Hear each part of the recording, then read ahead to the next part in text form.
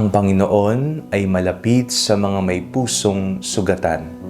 Ako po si Father Fiel Pareha at ito po ang ating segment, ang Daily Devotion, na kung saan tayo po ay magdarasal, magbabasa at magninilay kasama ng salita ng Diyos sa buong taon. Manalangin tayo.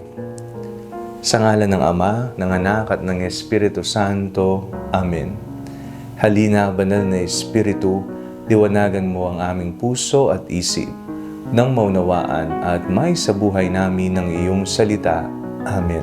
Our Bible passage for today is from the book of Psalms chapter 34 verses 18 to 22, and I read it for you. The Lord is near to the brokenhearted and saves the crushed in spirit.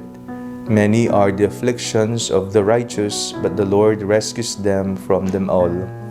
He keeps all their bones, not one of them will be broken. Evil brings death to the wicked, and those who hate the righteous will be condemned. The Lord redeems the life of His servants. None of those who take refuge in Him will be condemned. Kumusta po ang inyong mga puso? Ang puso niyo ba ay sugatan? Nawasak?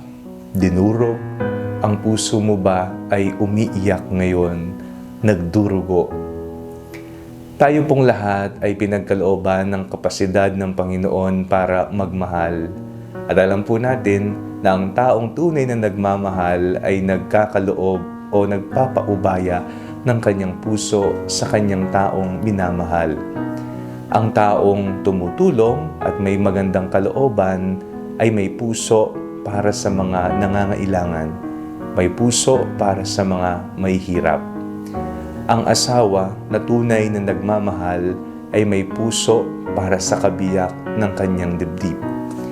Ang isang tagalingkod ng Panginoon, tagasilbi sa kanyang altar, ay may puso kagaya ng pastol. Tayong lahat ay may puso at ang ating mga puso ay may iba't ibang misyon na pinupuntahan. Batay na rin sa kahulugan ng buhay natin dito sa mundo.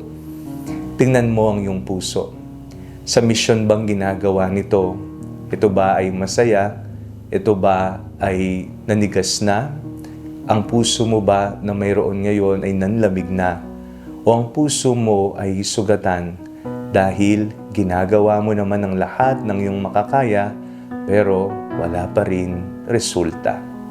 Huwag kang mag-alala, sapagkat ang Panginoon ay malapit sa mga may sugatang puso, lalo na kung ang sugat ay dala ng hindi pagmamahal ng iba, lalo na kung ang sugat ay nagmula sa mga taong pinagsilbihan at minahal pero hindi nagmahal ng pabalik. Tanging ang Diyos ang nakakaalam ng laman ng ating mga puso.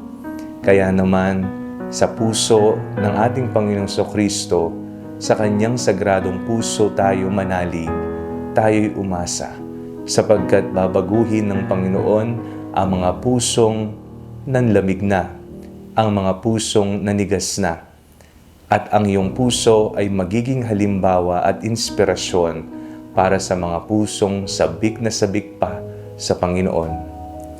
Manalangin tayo. Sagradong puso ng aming Panginoong Kristo, nawa ang aming mga puso ay maging kagaya ng sa iyo. Amen. Sa ngalan ng Ama, ng Anak at ng Espiritu Santo. Amen. Huwag po ninyong kalimutang i-like ang video ito, mag-comment po kayo and share it with your family and friends.